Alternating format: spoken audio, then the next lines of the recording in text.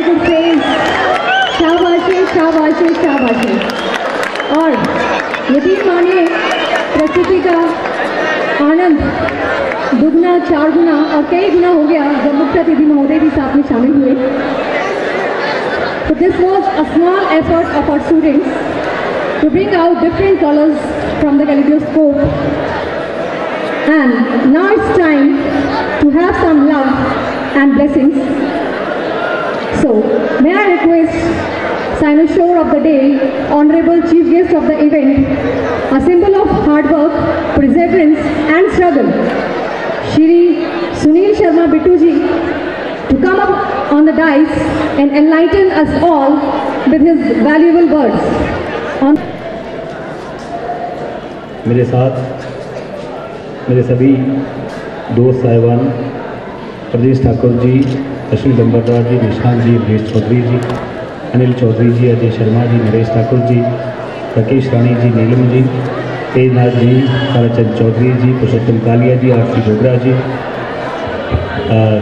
प्रशार सिंह जी, कटपुत जी जो खेलों में अपना योगदान देते हैं, उनके साथ एसडीएम साहब, मनु भाई, पंकज मिनहास, लट जी, अंशुल जी, शहनशाह जी, अरुण सोनी जी, सुरेंद्र जी, मदनलाल कौंडल जी, राजू भाई ज्ञानजन स्टोर के पुत्र, ज्ञानजन स्टोर के नाम से बहुत मशहूर हैं ये। इनके पिताजी से कॉपी पेन किताबें लेते थे। उत्तम चौधरी साहब और कहने को बहुत कुछ है और कहने को कुछ भी नहीं है। दीपू भाई, पत्रकार भाई सभी मंच का संचालन कर रहे हैं, बहुत ही काबिल तारीफ आपके टीचर अध्यापकगण, छिंदी भाई, कहने को कुछ भी नहीं है और कहने को बहुत कुछ भी है। मेरी छोटी सी कहानी सभी जानते हैं।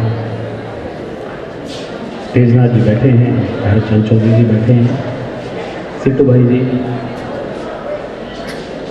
इसी स्कूल में छोटे छोटे कदमों से, छोटे छोटे सपनों से बहुत कुछ सीखने का मौका मिला, बहुत कुछ करने का मौका मिला। और आज उसी स्कूल के प्रांगण में जिस तरीके से आपने मुझे आदर सत्कार दिया, मैं प्रिंसिपल मैडम मीना जी का धन्यवाद करता हूँ कि आपने मुझे यहाँ बुलाया, मुझे मौका दिया आपके बीच में शामिल होने का।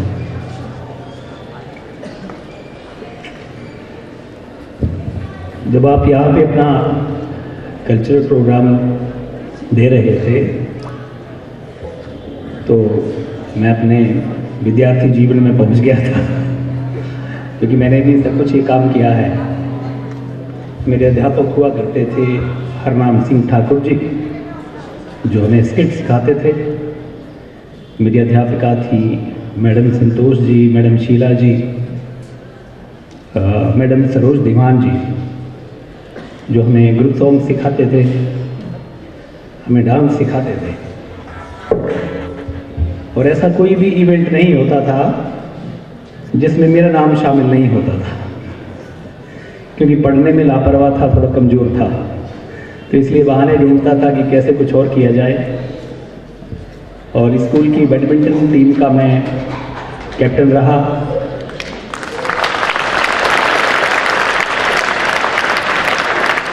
उसके बाद कॉलेज में बैडमिंटन टीम का कैप्टन रहा। स्टेट लेवल पे मैंने बैडमिंटन को रिप्रेजेंट किया, हिमाचल प्रदेश की टीम में स्थान बनाया। सिंगल में चैंपियन रहा, डबल में चैंपियन रहा, मिक्स डबल में चैंपियन रहा। उसके बाद कॉलेज की क्रिकेट टीम में मैं ओपनिंग बैट्समैन रहा। और उसके बाद जब मैं इंजीनियरिंग कॉलेज में दाखिला हुआ, इंजीनियरिंग की पढ़ाई करने के लिए गया, तो मैंने एक गेम नहीं खेला था जिसका नाम था टेबल टेनिस। तो मैंने टेबल टेनिस की इंजीनियरिंग कॉलेज की टीम में भी अपना स्थान बनाया। और मेरे साथ के जो भी हमारे दोस्त थे हैं अभी इनफैक्ट इसी स्कूल से पढ़े, आज की तारीख में चीफ इंजीनियर हैं, आज की तारीख में प्रिंसिपल है। एक तो मेरे अभी साथी थे मुझे देखने रहे हैं विजय गौतम जी, जो गर्ल्स स्कूल के प्रिंसिपल हैं, वो भी इसी स्कूल से पढ़ कर गए। राजेश चौधरी जी खाकी रंग का थैला लेकर के आते थे पढ़ने के लिए। थैला बहुत बड़ा था, किताबें कम होती थी, भाग दौड़ करते रहते थे। अजय शर्मा जी भी आप भी यहीं से पढ़ के गए, अश्विनी जी भी, तकरीबन सभी जो लोग बैठे हैं यहीं से हम पढ़ाई करते गए।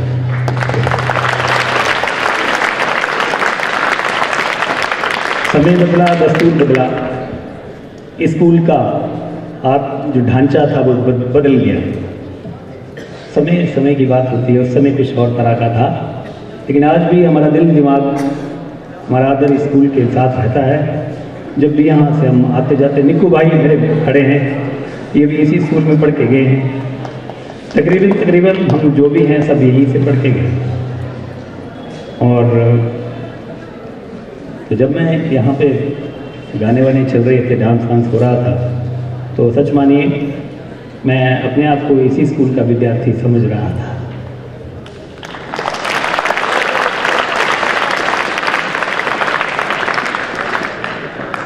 मैं आपके बीच में कोई चीफ गेस्ट बन के नहीं आया हूँ। ये आपका आदर है, प्यार है, समय की बात है कि आज एक अलग तरीके से आपके बीच में मौजूद हुआ हूँ। अदरवाइज मैं वही इंसान हूँ और उसी तरीके से काम करता हूँ। और अब मुझे यहाँ पे कोई अध्यापकगण थे जो शुरुआत में मंच का संचालन कर रहे थे। साहब आप बहुत अच्छा बोलते हैं।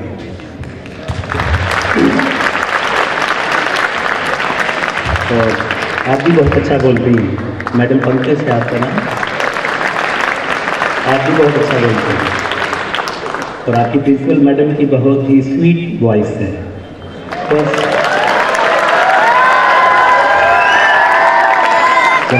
बोलती हैं। तो आप साहब ने बोला कि मैं यहीं बैठता था। एक बात आपने नहीं बोली, मैं यहाँ बैठता तो था लेकिन मैं भी बहुत अच्छा गाना गाता था। तो मैं आपको आज एक गाना सुनाऊंगा।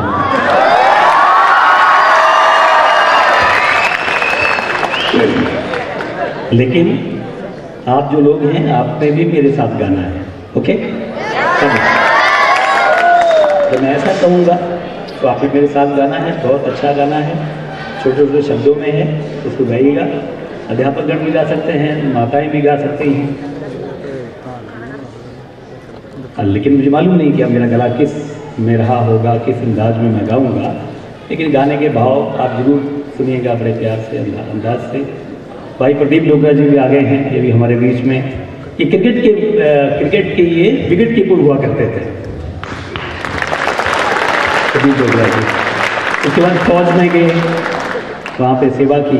तुषार सिंह जी फुटबॉल के प्लेयर हुआ करते थे, उसके बाद फौज में गए, फिर अध्यापक हुए, फिर अभी देश की सेवा में हाजिरी लगा रहे हैं। तेरे दामन से जो आए उन हवाओं को सलाम, चूम लूं मैं उस जुबान को जिस पे आए तेरा नाम। सबसे अच्छी सुबह तेरी, सबसे रंगी तेरी शाम, तुझ पे दिल कुर्बान। है मेरे प्यारे वतन, है मेरे बिछड़े चमन, तुझ पे दिल कुर्बान। भाई है मेरे प्यारे वतन, है मेरे बिछड़े चमन, तुझ पे दिल कुर्बान। माँ का दिल बन के कभी सीने से लग जाता है, और कभी नन्ही सी बेटी बन के याद आता है तू। जितना याद आता है मुझको उतना तड़पाता है तुझ पे दिल कुर्बान है मेरे प्यारे वतन है मेरे बिछड़े चमन तुझ पे दिल कुर्बान तुझ पे दिल कुर्बान तुझ पे दिल कुर्बान तुझ पे दिल कुर्बान।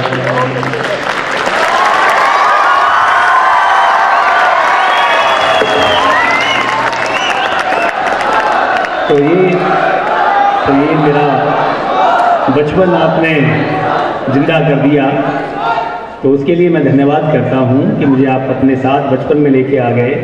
तो मैं अपनी यादों में खोया, तो मुझे दिल किया कि मैं भी आपके साथ अपना कुछ भावना को शेयर करूँ। तो आपका बहुत बहुत धन्यवाद। और अब कुछ आपसे कहना चाहूँगा जो कि आपके जीवन से जुड़ा हुआ है। कुल मिलाकर के एक छोटा सा प्रश्न पूछूंगा आपसे, उसका भी जवाब दीजिएगा। हम पेड़ों को काटते हैं, अगर पेड़ों को काटने के ऊपर हम पेड़ों से प्यार नहीं करते हैं, जब पेड़ को काट देते हैं, जला देते हैं, उसको व्यर्थ गवा देते हैं, अगर पेड़ों को इसी तरीके से काटते गए और उनको नहीं लगाया तो क्या होगा बताइए? आप में से कोई भी विद्यार्थी बता दीजिए, अगर पेड़ों को हम इसी तरीके से काटते गए तो क्या होगा? Absolute right. किसी ने कहा ऑक्सीजन नहीं मिलेगी, और ऑक्सीजन नहीं मिलेगी तो हम सांस नहीं ले पाएंगे, और सांस नहीं ले पाएंगे तो इस दुनिया में नहीं रह पाएंगे। तो मेरी आपसे एक छोटी सी इल्तिजा है, एक निवेदन है कि पेड़ आप अपने घर में, अपने आंगन में, चाहे छोटा पेड़ हो चाहे बड़ा पेड़ हो, उसको जरूर लगाएं। पेड़ों से आपको सांस मिलती है, ऑक्सीजन मिलती है, पेड़ों से ठंडी हवा मिलती है, पेड़ों से मौसम बदलता है, बरसात होती है। तो पेड़ों का आप लोग ध्यान रखिएगा, ठीक है? और दूसरी, आप सफाई का ध्यान रखिएगा। और तीसरा, अभी हाल ही में आपने देखा, पीने के पानी का जरूर ध्यान रखिएगा। जल को आपने व्यर्थ नहीं गंवाना है, जल को केयर करना है। और कहीं आपके गांव में कोई कुआं हो, कोई बावड़ी हो, उसके नज़दीक कोई गंदगी फेंकता हो, तो आपने अपने उस कुएं की, उस पानी की, उस बॉडी की रक्षा करनी है। उनको वहाँ गंदगी नहीं फेंकने देनी है। समझ गए आप? अभी अभी आपने देखा होगा कि यहाँ पे गंदे पानी की वजह से कुछ लोग बीमार हो गए। तो कौन जिम्मेवार है? वो गंदा पानी कहाँ से आया, ये आपको समझना है। जब आप गंदगी को फेंकते हैं तो बरसात होती है, और बरसात उस गंदगी के साथ मिलकर के वो नदी नालों में चली जाती है, और वहाँ कुएं के वहाँ पानी के कुएं होते हैं, उसमें चली जाती है। कई बार डायरेक्ट वहाँ चली जाती है। तो गंदे पानी को अगर आप पीते हैं तो आप बीमार हो जाएंगे। तो आपने पीने के पानी के नज़दीक गंदगी को नहीं होने देना है। पेड़ों को काटना नहीं है, व्यर्थ नहीं गंवाना है, और नए पेड़ आपने लगाने हैं जहाँ भी आपको मौका मिलता है। तो ये मेरा आपके लिए संदेश है। और आपने पढ़ाई तो करनी है, पढ़ाई करके कहीं ना कहीं कुछ बनेंगे आप लोग। और पढ़ाई का मकसद केवल मात्र नौकरी नहीं होता है। पढ़ाई को आपने इसलिए लेना है कि आपको नॉलेज लेना है, अच्छे इंसान बनना है, अच्छे नागरिक बनना है, अच्छे समाज का हिस्सा बनना है। और अच्छे समाज का हिस्सा बनने के लिए पढ़ाई क्यों जरूरी है? पढ़ाई से व्यक्ति के मानसिक विकास, मानसिक और बौद्धिक विकास होता है। उसकी सोचने की शक्ति बढ़ती है। वो केवल मात्र अपने लिए नहीं, अपने समाज के बारे में सोचता है, अपने प्रदेश के बारे में सोचता है, अपने देश के बारे में सोचता है, छोटे छोटे अच्छे कार्य करता है, और जीवन में अपार स्नेह और इज्जत प्राप्त करता है। मेरी आपसे, मैं भगवान से प्रार्थना करता हूँ कि आप सभी बहुत बड़े बड़े अफसर बने, बहुत बड़े बड़े पढ़ाई करें, बहुत बड़ी सभी अच्छे डॉक्टर बने, और ऑफिसर्स बने, IAS बने, HAS बने। लेकिन ये भी सत्य है कि IAS सभी तो नहीं बनते, HAS सभी तो नहीं बनते, ऑफिसर सभी तो नहीं बनते। लेकिन एक यकीन है, एक अच्छा नागरिक हर कोई व्यक्ति बन सकता है। अच्छा नागरिक बनने के लिए शिक्षा का बहुत योगदान है। अब जैसे माताएं बैठी हैं, अब जैसे मेरे पिताजी थे, अनपढ़ थे। मेरी माताजी, मैंने कभी पूछा नहीं कि कितने पढ़े हैं, तो शायद 10 पास हैं। वो बड़ा अच्छा लिखती हैं, उनकी हैंडराइटिंग बहुत अच्छी है, कविता बहुत अच्छी लिखती है। तो सबसे कठिन कार्य क्या है इस दुनिया में? सबसे कठिन कार्य है इस दुनिया में आने वाले युवा पीढ़ी की परवरिश करना, और सबसे कठिन काम जो है वो माताएं करती हैं।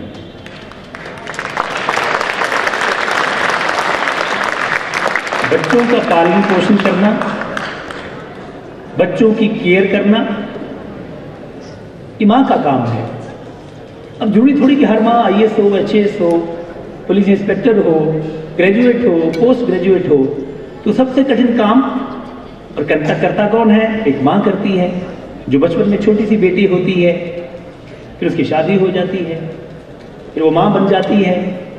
अब कौन सी किताब में लिखा है कि माँ का कर्तव्य क्या है?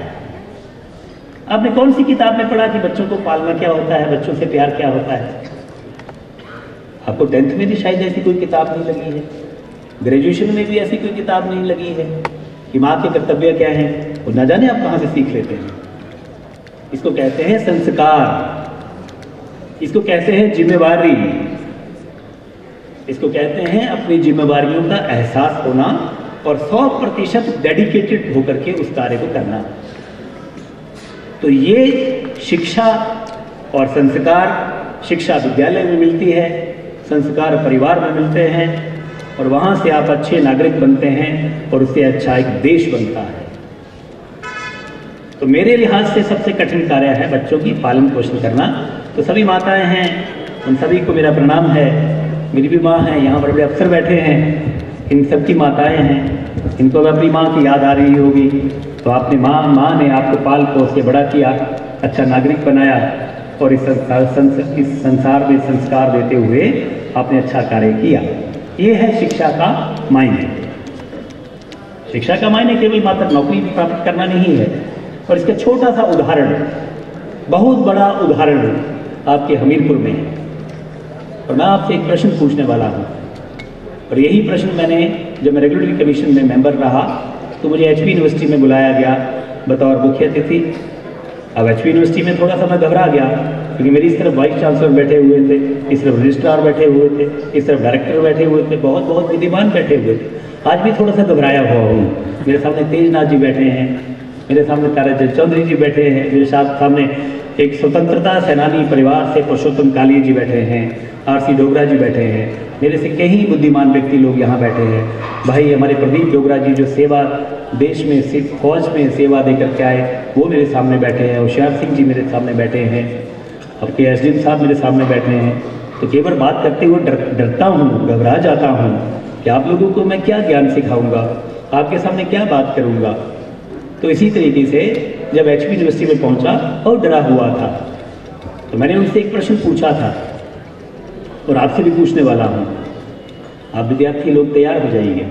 वो प्रश्न किसी फिजिक्स, केमिस्ट्री, मैथमेटिक्स से नहीं है, इंग्लिश के ग्रामर से नहीं है। वो प्रश्न है आपके दिमाग से, आपकी सोच से, आपके चारों तरफ के वातावरण से। तो जब मैं HP यूनिवर्सिटी में पहुँचा तो मैंने पूछा कि मैं कहीं भी जाता हूँ, किसी भी माता से मिलता हूँ, किसी भी बिटिया से मिलता हूँ, बेटे से मिलता हूँ, तो मैं पूछता हूँ कि आपको क्या बनना है। तो बच्चों के पूछने से पहले माता और पिता ही बता देते हैं, ये बच्चा नीट की तैयारी कर रहा है, ये बच्चा जो है वो JEE की तैयारी कर रहा है, मतलब इंजीनियरिंग करना चाहता है, डॉक्टर करना चाहता है। अब कुछ फौज, लॉ यूनिवर्सिटी भी बोलने लग पड़े हैं, कुछ HAS और IAS भी बोलने लग पड़े हैं। तो मैंने उनसे कहा कि मैं एक ऐसे इंसान को बहुत नज़दीक से मैंने देखा अपने जीवन में, और उसको मैंने ढालने की कोशिश की अपने जीवन में। कुछ ढाल पाया, कुछ नहीं ढाल पाया, आज भी प्रयत्न करता रहता हूँ। मैंने यूनिवर्सिटी में प्रश्न किया और वहाँ तो पीजी के स्टूडेंट बैठे हुए थे। मैंने बोला आप में से कौन सा ऐसा विद्यार्थी है जो स्वामी विवेकानंद बनना चाहता है? तो आपसे भी प्रश्न है, आप में से कौन व्यक्ति है जो स्वामी विवेकानंद बनना चाहता है? अब स्वामी विवेकानंद बनना चाहता है, अगर कोई हाथ भी खड़ा हो जाए तो उससे अगला प्रश्न मेरा होगा कि स्वामी विवेकानंद कौन सी यूनिवर्सिटी में बनते हैं, कौन से नीट को एग्जाम को पास करके बनते हैं, कौन से जेई के एग्जाम को पास करने के बाद स्वामी विवेकानंद बनते हैं, मुझे नहीं मालूम। शायद आपको मालूम हो। मेरी अपनी थॉट प्रोसेस है, वो गलत भी हो सकता है, सही भी हो सकता है। खास करके अध्यापक गणों से मेरी निवेदन है, इस प्रसंग को बड़े ध्यान से सुने। तो एकदम से पिन ड्रॉप साइलेंस हो गया। स्वामी विवेकानंद तो किताबों में पढ़ते हैं, स्वामी विवेकानंद जी बहुत अच्छे थे और वेरी गुड है, लेकिन कोई बनना नहीं चाहता है क्योंकि वो कठिन रास्ता है। अब सबसे पहला प्रश्न तो कि बनना कैसे है? तो मैंने जो पढ़ा और जाना, चलिए पहले आपसे प्रश्न, आप में से कौन बच्चा स्वामी विवेकानंद बनना चाहता है? उसके आगे की कहानी आपको बताऊंगा। नहीं बता पाओगे क्योंकि आपको किसी ने कहा ही नहीं स्वामी विवेकानंद कैसे बनते हैं। अब मेरी आपसे निवेदन, मैं भी नहीं बन पाया। अगर आप मुझसे पूछेंगे कि क्या आप स्वामी विवेकानंद बन पाए, my answer is no. I do not know where I am, what I M.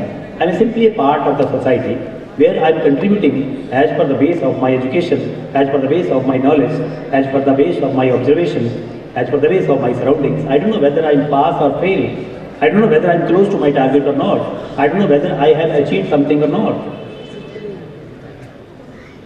तो इसका आंसर मेरे पास नहीं है। तो मैंने उनसे कहना शुरू किया,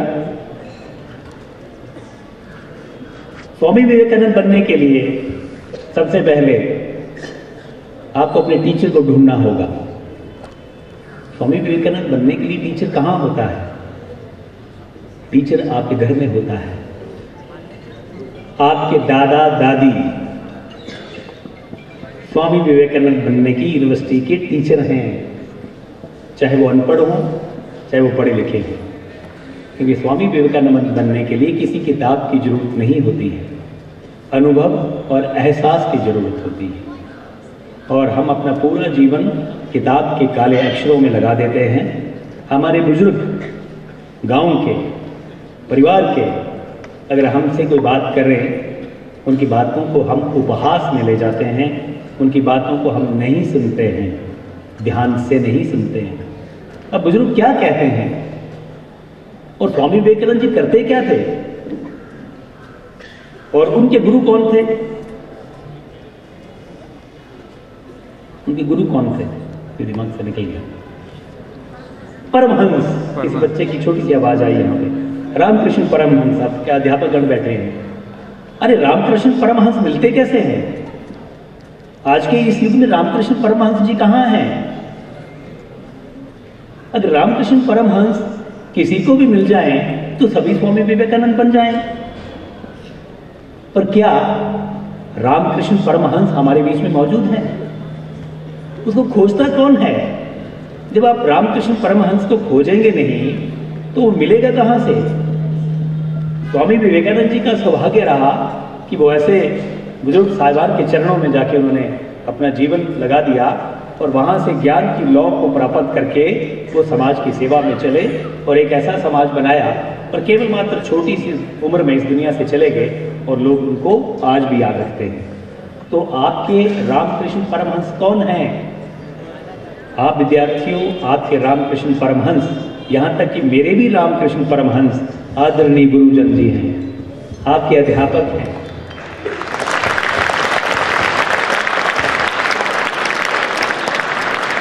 आपके रामकृष्ण परमहंस आपके दादा दादी हैं। किसी गांव में 70 साल की बुजुर्ग माता है, 80 साल के बुजुर्ग पिता हैं, 100 साल के बुजुर्ग माता हैं। समाज की सेवा में बड़े से बड़े बुजुर्ग साहिबान गांव में बैठे हैं। आप अपने आप से पूछिए कि क्या आप अपने जीवन का कुछ समय बुजुर्गों के साथ बैठ के लगाते हैं? आप अपने दादा दादी के पास कितना समय बैठते हैं? उनकी बातों को कितना ध्यान से सुनते हैं? तो मेरा आपसे निवेदन, अपने घर में, अपने परिवार में माता पिता का तो आदर करते हैं आप, क्योंकि आपको वहाँ से गोलगप्पे खाने के लिए पैसे लेने हैं, घूमने फिरने के लिए पैसे लेने हैं, स्कूल की फीस को देने के लिए पैसे लेने हैं, कपड़े सिलवाने के लिए पैसे लेने हैं, पिक्चर देखने के लिए पैसे लेने हैं, मेले में जाने के लिए पैसे लेने हैं। इसलिए माता पिता का आप आदर करते हैं। लेकिन आज की परंपरा के अनुसार जिस तरीके से हमारे एकल परिवार आगे बढ़ते जा रहे हैं, दादा दादी का और गांव में बुजुर्गों का स्थान धीरे धीरे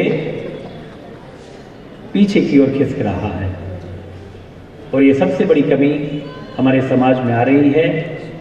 तो मेरी माताओं से निवेदन है, अध्यापक गणों से निवेदन है, समाज के हर उस वर्ग से निवेदन है कि अपने गांव में, अपने परिवार में दादा दादी का आदर करें, माता पिता का आदर करें, कोई बुजुर्ग साहिबान हैं उसका आदर करें, और अध्यापक गणों का जरूर आदर करें।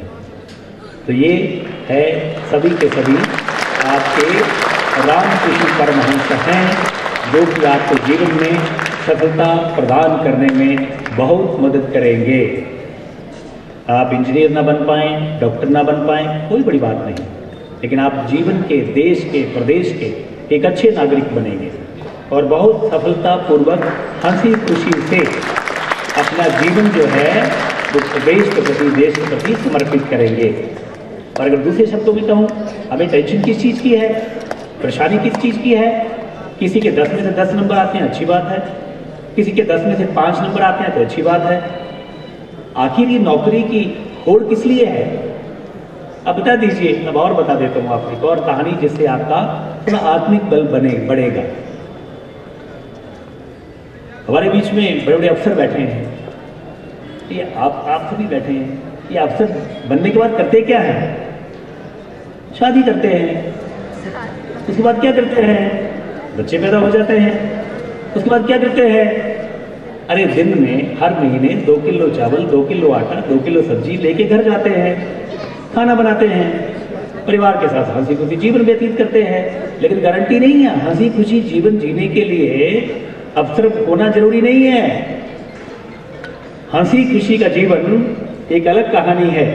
तो किसी कारण से बैठे हैं यहाँ पे, राजू भाई बैठे हैं, मन्नू भाई बैठे हैं, राजू चौधरी बैठे हैं, कि मेरे दोस्त जो है ये सरकारी व्यवसाय में नहीं है। राकेश रानी जी बैठी हैं, नीलम जी बैठी हैं, तेजनाथ जी बैठे हैं, ये सरकारी ओहदेदार नहीं है।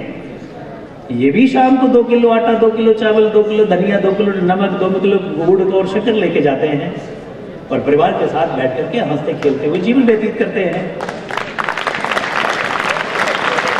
तो इसलिए आजकल तो बच्चे परेशान हो जाते हैं, कमरा बंद कर लेते हैं, माता पिता को टेंशन दे देते हैं, और एक और नया शब्द आ गया है आपके जीवन में जो हमने आज तक नहीं सुना, और उसका मतलब हमें आज तक भी पता नहीं।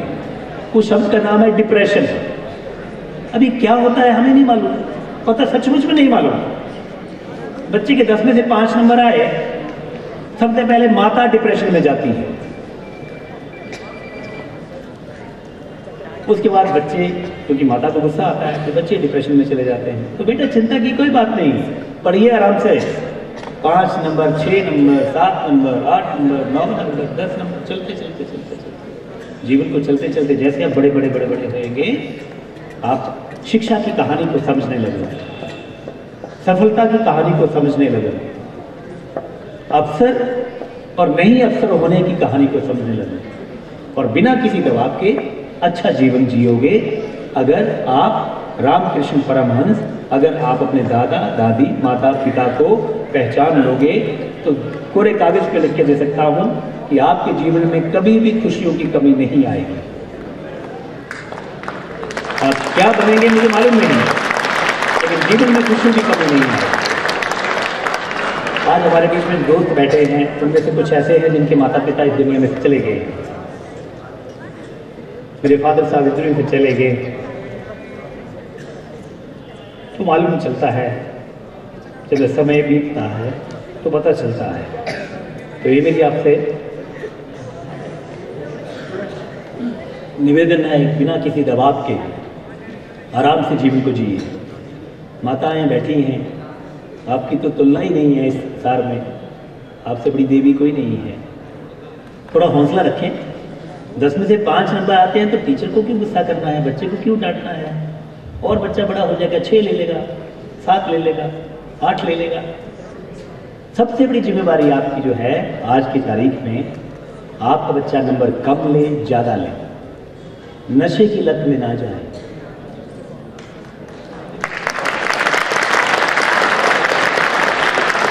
वो है एक कहानी जहां पे आपको चिंतित होना है। वो है एक कहानी जहां पर आपको अपनी आंखों से, अपने दिमाग से, अपने कान से, अपने प्यार से, अपनी डांट से अपने बच्चे को बचा के रखना है। बड़ा दुख होता है जब 8वीं क्लास का विद्यार्थी, 9वीं क्लास का विद्यार्थी, 10वीं क्लास का विद्यार्थी, 11वीं क्लास का विद्यार्थी, 12वीं क्लास का विद्यार्थी एक नए नए शब्द आ गए हैं नशों के। चिट्टा क्या होता है हमने आज तक नहीं देखा। मौत है ये, मर जाता है इंसान, दिमागी खालीपन आ जाता है। तो कृपया बच्चों के ऊपर नजर रखें। और एक और, मुझे तो मेरे परिवार में ऑर्थोडॉक्स बोला जाता है। ऑर्थोडॉक्स वो इंसान होता है जो रूढ़िवादी होता है, पुराने परंपरा के, पुराने विचारों का आदमी होता है, उसको ऑर्थोडॉक्स बोला जाता है। बड़ी अपमानजनक नजरों से उसको देखा जाता है। तो ऑर्थोडॉक्स कौन होता है? जो अगर बच्चा, बेटा या बेटी सूर्य ढलने के बाद जब घर में आता है तो आपका दायित्व बनता है उनको पूछने के लिए कि आप कहाँ पर थे। बच्चों को जल्दी घर आने की आदत डालें, नशे से उनको बचाएं। और डिप्रेशन की बात कोई नहीं है, गुस्सा नहीं करें। छोटे छोटे बच्चे कई बार वो कुछ ऐसा कर लेते हैं कि जिससे उनको बहुत दुख पहुंचता है, वो इस दुनिया से चले जाते हैं डिप्रेशन की वजह से। तो उसको आप बचा के रखें। और अब मेरा आखिरी सवाल, मैं ऐसी बातें क्यों कर रहा हूँ जहाँ पे मैं पढ़ाई को एक जीवन का हिस्सा मान करके, सफलता की शिक्षा की कहानी बना करके आपके सामने पेश कर रहा हूँ। और उसको मैं ये भी पेश कर रहा हूँ कि चिंता की कोई बात नहीं माताओ, आपका बच्चा जीवन में स्वस्थ रहेगा, कुछ ना कुछ जरूर करेगा अगर संस्कार अच्छे हैं तो। अब एक और कहानी जो कि हमीरपुर से शुरू होती है। एक अगला प्रश्न और आखिरी प्रश्न आपके लिए, जो कि आपको ये बता देगा कि जो कुछ मैंने कहा उसको मैं प्रूव कर रहा हूँ साइंटिफिकली कि बड़ा आदमी कौन होता है, सुखी आदमी कौन होता है, और पढ़ाई का और नहीं पढ़ाई के होने से क्या होता है और क्या नहीं होता है। मैंने अपने पूरे जीवन में जहाँ जहाँ मैं गया, हिमाचल प्रदेश में, हिमाचल से बाहर गया, मैंने महात्मा गांधी की मूर्ति को देखा, यहाँ भी लगी हुई है। मैंने इंदिरा जी की मूर्ति को देखा, वल्लभ भाई पटेल की मूर्ति को देखा, शिवाजी की मूर्ति को देखा। बड़े बड़े लोग जो हैं उनकी मूर्तियों को मैंने देखा जिन्होंने इस देश में बहुत कुछ किया, देश को आगे बढ़ाने के लिए। अम्बेडकर जी की मूर्ति को मैंने देखा। बहुत सारे नाम, रानी झांसी लक्ष्मीबाई की मूर्ति को मैंने देखा। बड़े बड़े लोग जिन्होंने देश के लिए बहुत कुछ किया। अब आप मुझे ये बताइएगा, हिमाचल प्रदेश में क्या आपने किसी ऐसी मूर्ति को देखा है जो कि ना तो किसी सेना में बहुत बड़ा वीर चक्र और वगैरह वगैरह प्राप्त हुए हैं, ना तो किसी बहुत बड़े घराने से हैं, ना तो बहुत बड़े राजनीतिज्ञ हैं? आपने हिमाचल प्रदेश में किसी ऐसे व्यक्ति की मूर्ति को देखा है क्या? अगर देखा है तो हाथ खड़े कर दीजिए। कोई बड़ा नाम नहीं, IAS नहीं, HAS नहीं, वो बड़े बड़े अवार्ड जो होते हैं फौज के वो नहीं। महात्मा गांधी जी की मूर्ति तो वो तो बहुत बड़े ज्ञानी थे बेटा, जिन्होंने देश को चलाया, विदेश में उनके नाम हुए, वो लॉयर थे, वकालत में उनका नाम था, देश की सेवा में उन्होंने काम किया, बहुत पढ़े लिखे। एक आम साधारण व्यक्ति हिमाचल प्रदेश में कहीं मूर्ति को देखा आपने? ओके, और छोटा इंसान, और छोटा आपके लिए काम कर देता हूँ। हिमाचल प्रदेश को छोड़िए, देश को छोड़िए, आपने जिला हमीरपुर में किसी एक साधारण से व्यक्ति की मूर्ति को देखा? आपसे नहीं पूछ रहा हूँ, बच्चों से पूछा। निको भाई, आपको तो सब कुछ पता है, आपने तो मूर्तियां लगाई हैं। इन बच्चों से पूछ रहा हूँ, इन बच्चों, ये हमारी आने वाली उम्मीद आप है।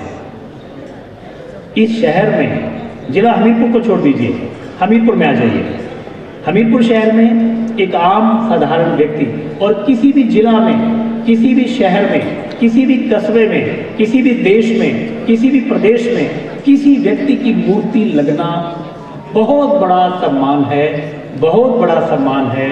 जिससे बड़ा सम्मान इस दुनिया में नहीं है कि उसको जाने के बाद उसके आदर्शों को लोग जानते हैं, उसको पहचानते हैं, उसके कर्मों को पहचानते हैं कि उसने ऐसा क्या किया होगा कि उसकी मूर्ति लग गई। वो मूर्ति लग गई हमीरपुर में। कौन व्यक्ति है वो? ओके, मैं बता देता हूं।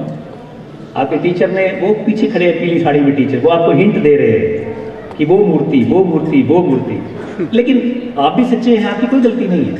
आपकी किस किताब में उस मूर्ति का व्याख्यान होता है? कौन से एग्जाम्स में, 10th के एग्जाम से आपसे क्वेश्चन पूछा जाता है? किसी एग्जाम में नहीं पूछा जाता, ना जेईई में, ना नीट में, ना किसी में, ना किसी में। क्योंकि वो ज्ञान इन किताबों के ज्ञान के आगे छोटा ज्ञान है, लेकिन वही ज्ञान असली ज्ञान है, किसी किताब में नहीं। तो टीचर को क्यों गुस्सा है आपके ऊपर? कोई टीचर आपको क्यों इशारा करे कि पुरी साहब का नाम लो, पुरी साहब का नाम लो, पुरी साहब का नाम लो? क्यों?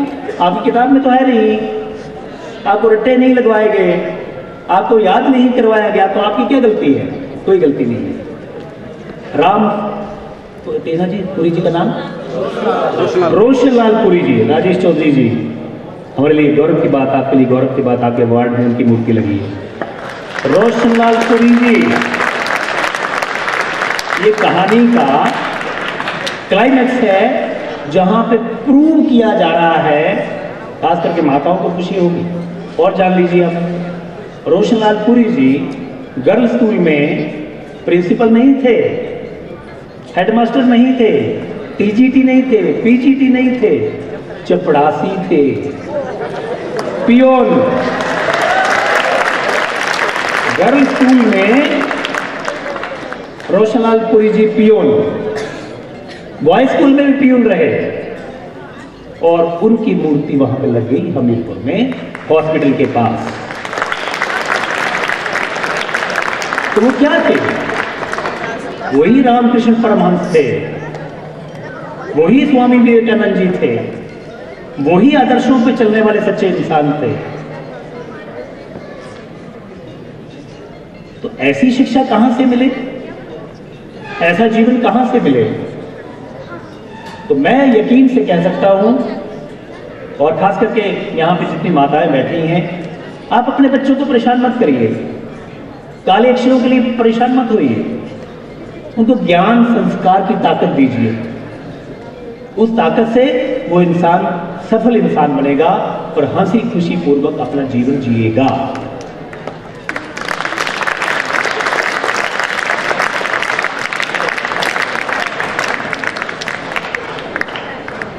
तो ये है आज की कहानी जो आपको सुनाई है, इस पर गौर कीजिएगा। जल का केयर करना है, पानी का, पेड़ों का, और स्वामी विवेकानंद बनने के लिए बड़ों का, बुजुर्गों का मान सम्मान करना है, और अच्छे नागरिक बन करके देश की, प्रदेश की सेवा को करना है। आप सबका बहुत बहुत धन्यवाद। जय हिंद, जय हिमाचल। यहाँ पे कुछ वो पढ़ रहे थे, अपना वार्षिक रिपोर्ट पढ़ रहे थे, तो उन्होंने एक कहा कि एक छत टपकती है आपके स्कूल की, और कहा कि सोलर पैनल आपके स्कूल में लगने चाहिए ताकि बिजली का खर्चा कम हो, आपके स्कूल में रोशनी हो। तो मैं हिमाचल प्रदेश के यशस्वी माननीय मुख्यमंत्री ठाकुर सुखविंदर सिंह सुक्खू जी की तरफ से ये घोषणा करता हूँ कि आपकी छत नहीं टपकेगी।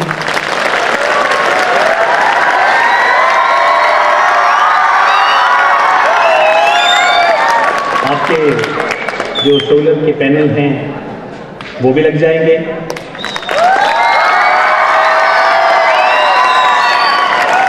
और इसके बजट का प्रावधान आदरणीय माननीय मुख्यमंत्री हिमाचल प्रदेश ठाकुर सुखविंदर सिंह सुक्खू जी के जरिए से आपके स्कूल में बजट पहुंच जाएगा।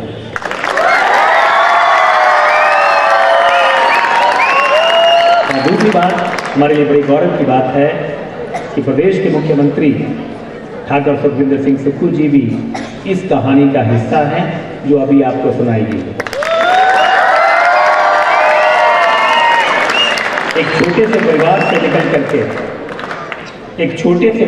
निकल करके छोटे छोटे कदमों से, छोटी छोटी सफलताओं से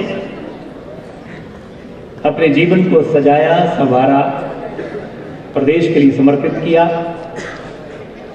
उनके पिताजी हिमाचल प्रदेश परिवहन विभाग में ड्राइवर के ओहदे से रिटायर हुए थे। एक ड्राइवर का बेटा आज हिमाचल प्रदेश का मुख्यमंत्री बनकर के प्रदेश की सेवा कर रहा है। हमारे लिए बड़े गौरव की बात है, हमारे लिए बड़ी शोभा की बात है। इसलिए मंजिल छोटी हो या बड़ी हो, परिवार छोटा हो या बड़ा हो, सुविधाएं कम हो या ज़्यादा हो, अगर आपको एक मजबूत संस्कार दे दिए जाएं तो ना जाने आप किस मंजिल को प्राप्त कर लेंगे, यकीनन प्राप्त कर लेंगे। आपका बहुत बहुत धन्यवाद। मुश्किल नहीं है दुनिया में कुछ, तू जरा हिम्मत तो कर, ख्वाब बदलेंगे हकीकत में, तू जरा कोशिश तो कर। आंधियां सदा चलती नहीं, मुश्किलें सदा रहती नहीं, राह संघर्ष की जो चलता है वही संसार को बदलता है। और जिसने रातों से जंग जीती है वही सूर्य बनकर निकलता है। First Viraj class 6, first Aditya Raj class 6, second Shiva Singh class 6, third Tanmay Kumar class 7, first Rudraksh Kumar class 7, second Premchand class 7, third Waris class 8, first Shagun Saluria class 8, second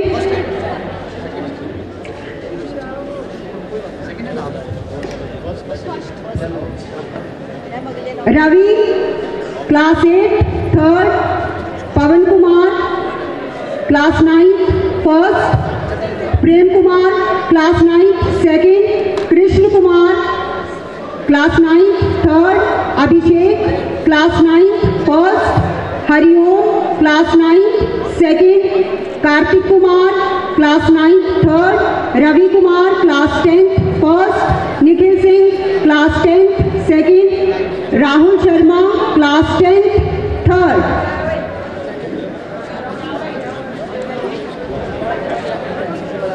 6, 7, 8, 9, 10 ये बच्चे जल्दी से मंच पे आए और अपना प्राइज लें।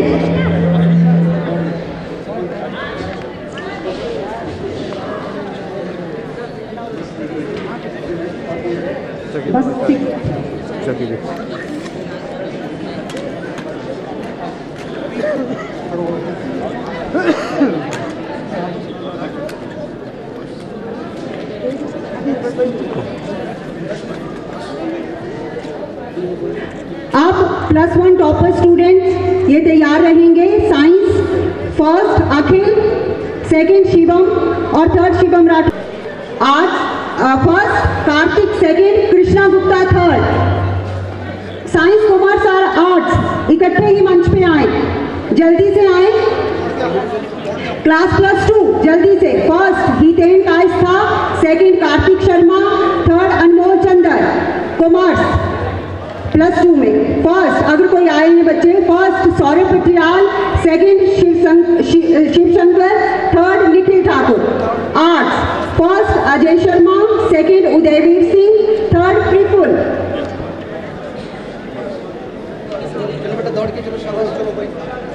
हॉकी स्टेट पार्टिसिपेशन बच्चे आए जल्दी से। Tarun class +1, Krish class +1, Ashish class +1, Aditya class +2, Ansh Surya Aditya, तरुण क्रिश आशीष आदित्य जल्दी से आए। डिस्ट्रिक्ट एथलेटिक्स पार्टिसिपेशन अंश गौतम, सूर्य ठाकुर,